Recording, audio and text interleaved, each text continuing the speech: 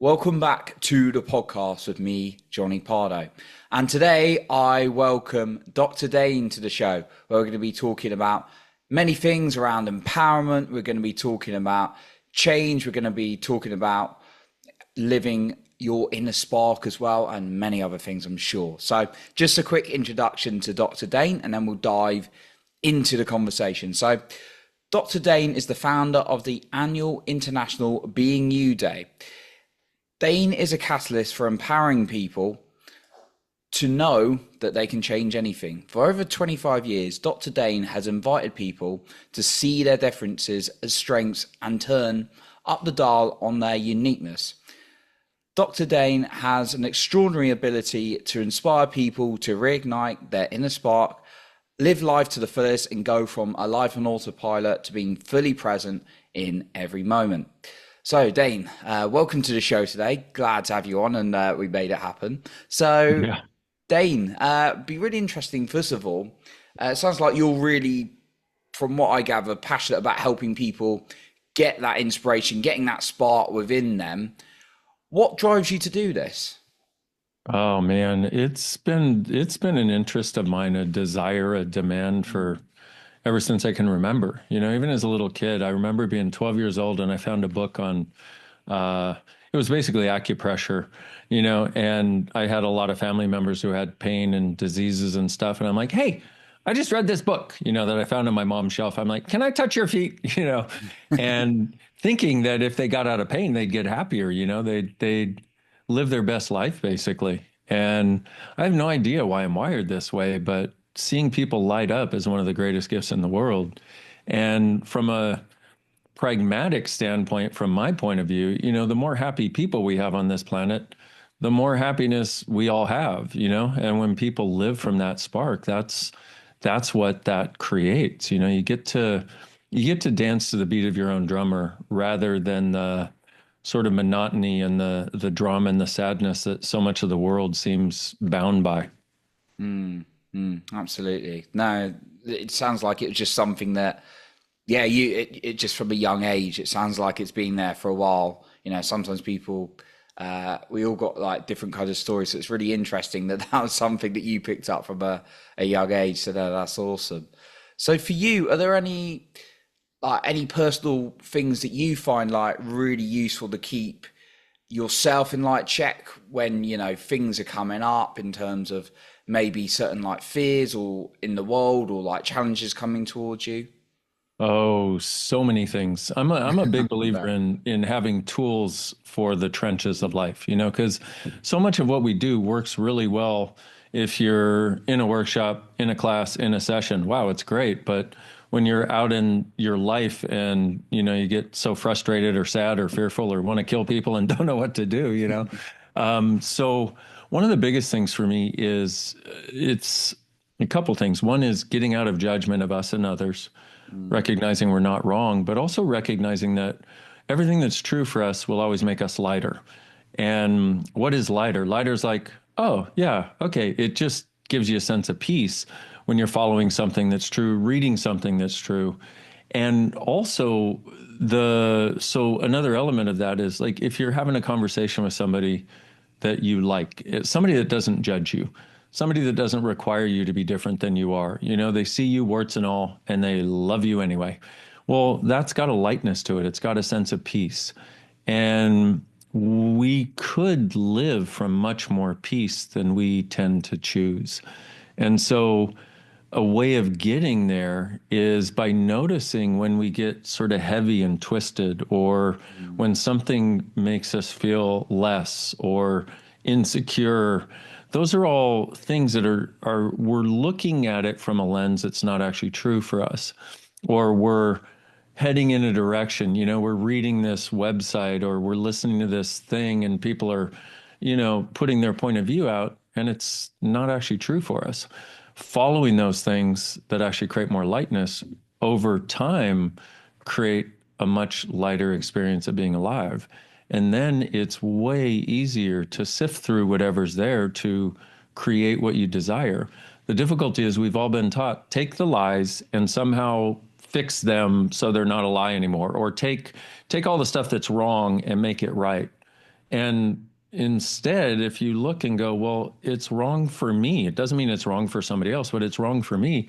It's not Mm, something I should even be engaging in to try to somehow turn a turnip into a dragon egg. That's not going to work, you know? mm. So there's quite a lot of I remember like growing up and like I've spoken to many people with it. It's kind of like this is what you should do. This is the path, to have like this job or this career or study here and go through this education. And personally, for me, I've kind of like found what is true for me, like in different things in life. So, are you kind of saying with this lightness and this heaviness, that can be a good indicator to someone on actually what may be true for them, feeling into that a little bit? I'm saying that is the primary indicator, and none of us were ever taught. If our parents had said, when you were like, I want to do this, or, let's say, you're a teenager and you're looking at your future of what you might want to do, and you go, hey, I want to do this, or I want to go on this trip. I mean, we can use it for any choice we have and just go, okay, does it make me feel lighter? Like, does it have a sense of where it just sort of settles into my world where it's like, yeah. Or is there some weird twist to it where it's like, and you can ask, there's a great tool for choice where you ask, what will my life be like if I choose this? What will my life be like in the next 5 years? Mm, Now, why 5 years? Because 5 years takes your mind out of the equation because you can't figure out 5 years in the future. So you've just got to go with what's presented to you. So if I move, what will my life be like in 5 years? If I take this job, what will my life be like? And you'll start to notice if you just do this a little bit, you'll start to notice that certain choices will have this sort of sense of expansion where it's like, oh, bigger. And certain choices will have smaller. Well, choose the bigger one. It's really simple because we all have much more awareness than we've ever acknowledged. And mm, that's what we got to recognize is within us is really everything we require to create everything we desire. mm, just feeling into that and kind of because there's so much going on, there's so much information as well, right? Yeah. We're just tucking into that a little bit. Yeah. There's so much from the outside. And Mm, the other thing is there's no such thing as a right choice. There's only choice. And and also people, I'm sure people think I sound like an alien sometimes because one of the things I'm interested in doing is making the words that I speak energetically congruent. And a lot of the words and a lot of the concepts we use create confusion and we don't even realize it. But if we can go directly to that awareness that we have of, okay, is it more expansive or less?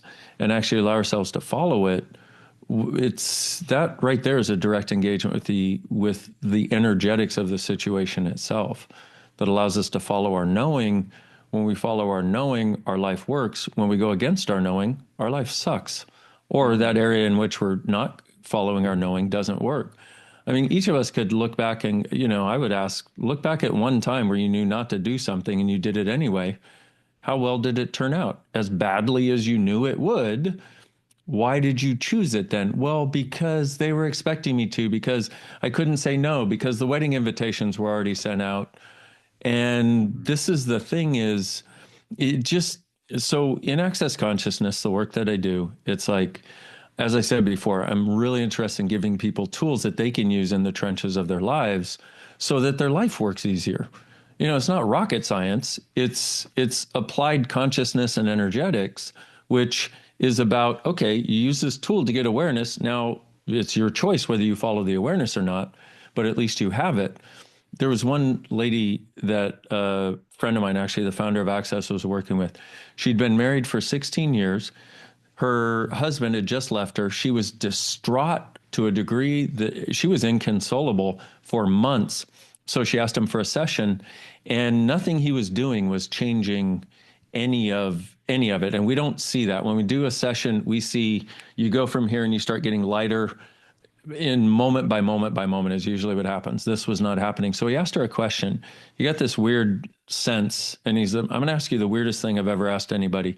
So you've been married for 16 years. He left. when did you know not to marry the guy? And she went, oh my God, the moment I met him. There was a thing that went Wow. off in my head that said, don't go here. So he said, okay, why did you go there? She went, well, all of my friends wanted me to. And it was the weirdest thing because once it was almost like I needed to overcome that because I was supposed to do the right thing. Mm, And he said, so if you had followed your knowing and not even been involved with him, what would have happened? And she looked and went, oh, I would have saved about 18 years of wow. scooting along the bottom, being judged, being gaslighted, etc. That's we know. And the greatest thing we can do for ourselves is actually to follow that knowing, even if it doesn't make sense to other people. Mm, yeah, that was an interesting. I was going to guess before you got to kind of. She said when she first met him. I thought you were going to say at the altar or something, but no, Right. right at the beginning. Yep. Wow, knew it Yeah. then. And it's interesting because the thing that twists us up or messes us up the most is when we have a knowing of something. And knowing is like a feather touch. Like for her, it was a feather touch. It was just don't do it. But that makes no sense. That's not logical. And then we use logic to overcome our knowing, unfortunately. But the thing that screws us up the most is when we go against our own knowing and then we're suffering something as a result of something we chose to choose, even though we knew not to choose it. And Mm, that really messes us up, and it becomes an invalidation of us and an invalidation of our ability to choose. And that's what most people are suffering is a huge invalidation of their knowing, of their ability to choose. So they're at this point in their lives, whatever this point is, you get to a certain point in life and you want to figure out and make sure every problem that could occur with every choice because you've gone against your knowing so much that you don't believe you have knowing anymore. And every time you've chose, not every time, but so many of the choices you made, especially on things that you really cared about, didn't turn out. But it's not that you don't know how to choose, is that you've never been taught to follow your knowing as a valid source for choice. mm. How can someone get more into practice getting more into knowing? Is it for you, from what you've seen, is it like just practicing it again and again, or is there just something else you've seen effective to get people Well, more that connected? there are so many things actually.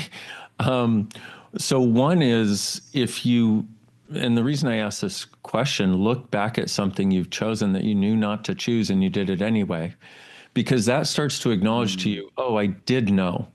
Okay, it wasn't that I don't know, it was that for whatever reason, and if you're not wrong, then okay, it's okay. You know, we all screw things up. We all make choices that don't turn out well. But if you can acknowledge it, at least you acknowledge you have your knowing. And then if you add this thing of what's true always makes you lighter and a lie makes you heavier, and even saying that, once again, it's a little weird for people to even think about, but what's true for you has a sense of peace and ease. It mm, just lands in your world. It's like hanging out with a good friend. What's not true for you, or something not to choose, something where you're going against your knowing, always has a twist somewhere.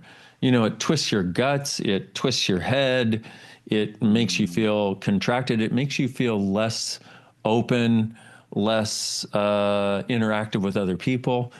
So those are two clues. But then the other thing is, rather than coming to judgment and conclusion, we need to start asking questions. Because anytime you come to a judgment or a conclusion about something, nothing that doesn't match that judgment or conclusion can come into your world. So if you decide money is difficult, that's what you see. Why? Because you judged it as so. You decided this is reality. And the weird part is, you know, if you really want to go to personal empowerment, the recognition that your point of view creates your reality. Reality does not create your point of view, or at least it doesn't have to. So mm, it's our points of view that we have that are creating the reality that's showing up. So once again, money is tough. Nobody loves me. Nobody will acknowledge me. These are all points of view that we have. In Access, we have a way of changing it called the clearing statement, which mm, It's probably beyond the scope of our conversation and our time today, but it's a way of being able, when you spot a point of view that's not working for you, you ask to let it go, and then you run this clearing statement. Mm. And what it's basically quantum physics in motion. It's where you make a different choice, and now you can change the choices that are limiting you from the past. And so what that gives you is the ability to, like, if you can imagine getting rid of 50% of your judgments and points of view about everything, including you and especially you and everyone you're in relationship with right now, Mm. how different would it be? If your mate walks into the room and rather than any of all the past stuff being there, you're just like, hi, so great to see you. When you go to work, rather than all the PTSD that comes up about everything you haven't done and everywhere you should be that you're not, and all that stuff, if that weren't there, you'd be like, okay, here I am. Now what would I like to choose? Mm. So it's a way of getting far more present as we recognize that judgment is not serving us. And anytime we take a point of view and solidify something, we're essentially doing judgment to the extent that this is real for me. And that's what people in the world are living. Everything they and everybody else has decided is real for them and for us, rather than what else is possible. What's it going to take to change this? What would I have to choose today to have something different? Which are questions that Mm. always open up a different possibility. Mm. One of my mentors quoted that questions are the steering wheel of the mind and takes you different directions and paths. So I love what you're saying about using those questions to kind of really work through like how you're feeling into things and actually what is the truth for you as well in this case. I wanted to just touch a little bit on fear, um, because fear, like I've been stopped by fear many times, and I think every human being, we're humans, we all have fears, right? Nobody has no fears. But sometimes there may be like there's a fear of doing something, and I'll give an example, but then there's also the no, this just isn't right for me. And sometimes I guess it can be quite hard to understand between the two, but maybe not if you truly connect yourself. So, for example, someone thinks it's a good idea to start a business on something, and the fears come up with like the imposter syndrome. Who am I to be doing a business on this? But then there may also be, well, actually, this is not the right kind of business. I just think logically, it's just been what I've been heard. Do you think there's a way, if people really tune into themselves, to know the difference between what truth is and what's a fear? Yeah, absolutely. And I'm going to say this, and people are going to say I'm nuts, but um, I'm going to say it if you want to hear it. But fear is number one, fear is a lie. And, that's probably not groundbreaking, but fear doesn't have to exist for us.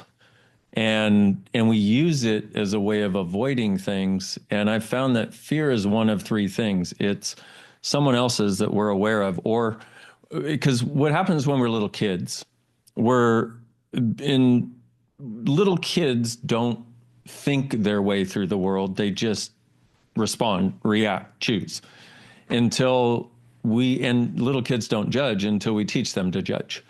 And it's an interesting thing. Part of the reason kids are so mean to each other is because they're picking up all the judgments of what they're that the idea that they're supposed to judge from their parents, but they have no filters and no box to put it in. So they just deliver the direct intensity that their parents have been being with them. And so this is how we've learned to be with us in the world. And so the thing about this is fear, we pick up on. So any situation that resembles a situation that you were in where someone else was fearful, you will tend to respond the same way. Oh, my dad was afraid of public speaking, or we were at a party and they asked him to give a toast, and I could perceive the energy of him freaking out. So now every time I go to talk in public, I freak out. Okay, is that yours, or is that something you picked up from someone else? So that's first. Second is a lot of times fear is actually excitement that we've misidentified and misapplied. There are lots of times where we're excited about something. My friend, again, my friend Gary, he tells this story of he was 6 years old and he was going to go on the Ferris wheel for the first time. And he was so excited and he was standing there pulling on his mom's skirt, jumping up and down. And she looked down and went, "Don't be afraid, dear." And from that point, until he started asking some questions, which is the way to get out of all of this and change it, he thought that energy of that intensity was fear. And that is a lie that a lot of people have bought and a lot of people are functioning from. The people that, like, for example, do extreme sports, they've learned this is actually intensity and I thrive on intensity. The people that avoid things like that have learned this is fear and I should be afraid, but they probably had different life experiences. And of course, they're different people. So it's how we couch and how we define the same energy that creates the result for us. Here's the other thing. So, how about this? I'm going to say this. You don't truly have fear. Now, I'm going to say that to you and everybody else. Would you like me to prove it to you? Yes. Okay. So, Johnny, I'm a Johnny on the hot seat. How about, so what happens in an emergency situation? Do you fall apart or do you get calm, cool, and collected and handle the situation and then fall apart later to prove you were indeed afraid? I can think of many examples of that. I tend to, maybe there's a bit of a bodily physiological feeling, but I try and do something to calm that down and then get on with it. Yeah. If you don't, here's the thing, if you do not fall apart in an emergency, you don't truly have fear. Hmm. Somebody who truly has fear would not only fall apart, but be totally useless in an emergency. But then what we tend to do is we'll have the emergency, we will handle it, and then afterwards we're like, oh my God, so that we can have the appropriate response. Hmm. And it's a learned response. We've learned it from growing up in a world that believes in it. And I don't say that dismissively. Okay. I was at a place 25 years ago where I was literally, I had set a date to end my life. I was living in fear. I was afraid of the future. I was afraid around money. Like, I mean, I can't tell you how afraid I was. So when I say this, and when I talk about all the things I talk about, it's not like, oh, I am here and I have always been here. Hmm. No, I was in the cesspool, under the cesspool, in the trenches. So the reason I'm bringing this up is because I'd like to present a different possibility to people. And I would also like everybody to know you're not wrong. You're not wrong for experiencing this thing called fear. Hmm. But don't don't believe that you have to keep experiencing it if it's something you would like to change. There are ways of changing it. And to your point, the difference between should I not do this and fear has the here's the weird part is if you're looking at starting a business, for example, usually there's excitement there. Okay. That energy, don't misidentify and misapply that as fear because it's so much uncontrolled and so much of a different future. Because what happens when we are changing the course of our future, we will often have this sense of an intense energy because what we're doing is we're taking our future from something that goes, is on tracks and parallel, and we're expanding it. That's the whole reason for making the choice. Well, we haven't lived that yet. So what we're doing is we're aware that we are creating something different. And oftentimes for the people listening to this podcast, not for a lot of people perhaps, but for the people listening or watching this, you thrive on change. Because let's face it, if you do the same thing 3 times, are you not bored and looking for something else? Yeah, but that's the gift of you. And we've been told that's wrong too. See, everything that is a strongness of us, we have been told is a wrongness. And, Hmm. it's one thing to have a short podcast conversation to try to explore some of these things, but the depth of it is able to be had when we have several hours together to go this, and I put this lie on top of this lie on top of this lie on top of this Hmm. lie. When we can walk the path and undo the bottom lie, what happens is none of the crap on top of it limits you anymore Hmm. because we as beings are not limited. The only person who can limit us is us. So, if you are creating a different future, you're going to have a sense of expansiveness. That's exciting for us. Hmm. That's why we're doing it. So, there's that. And then there's the So if we don't misidentify and misapply that as fear, and the other thing is we're so aware of what everybody else's point of view is, we're so dynamically aware that a lot of times we try to sort of take it on and look through their eyes at what their point of view would be, as though we're going to get awareness of, oh, what am I going to have to do? Or how am I going to have to handle this? Or as though we can get awareness. But what we tend to do is we tend to resonate with sort of the lower harmonic of what's in people's worlds. So we'll have the people around us, we'll have the people that have created businesses, we'll have the people that are afraid of creating business, and we try to weigh all that energetically. And that's a lot to figure out. We can't figure it out, which is why I say, to the extent that we can get in touch with what's true for us, that's not excluding, that's just simply being present with us, which actually makes us more present for us and others. We can be a space for us that allows us to follow that knowing, rather than being bombarded by everybody else's points of view that we didn't even realize we were picking up on. And so if it's to be done and you ask, what will my life be like when I do this? It'll have a sense of expansiveness, sometimes bigger than we can even fathom, which is really exciting. That's terrifying. That's where it's so exciting that you're terrified simultaneously because you don't know how to control it, you don't know how to get there, but oh my God, let's go. Okay. There's that energy, which is really creative. And then if it's something not to be done, you ask, what will my life be like in 5 years if I do this? And you get the same hint of awareness that that lady got when she met that guy. And you're like, ugh! That's the thing not to follow. The thing is, we've been trying to look for the really big concrete block that will tell us yes or no, right or wrong, this is a good choice. But usually even the creation of something different, like the business you're talking about, or a different relationship, or moving, or a trip, or anything, it started with this feather touch on her cheek that was like, here's a different possibility. And if we can allow ourselves to start following that whisper of possibilities and asking questions, what else is possible I've never considered? If I were truly creating my life today, what would I choose? If I could have anything as my future, what would it be?